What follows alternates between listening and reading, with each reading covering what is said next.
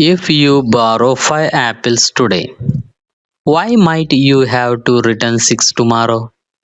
That extra apple is called interest. Imagine your friend lends you 5 apples because you are hungry.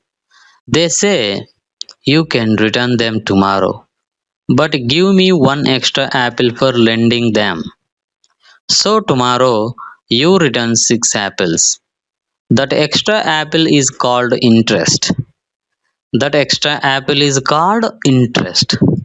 Interest is the extra money you pay when you borrow money. Interest is the extra money you pay when you borrow money.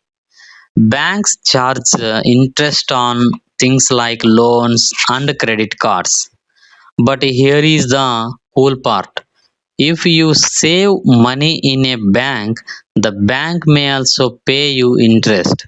So remember, interest, extra money paid or earned over time.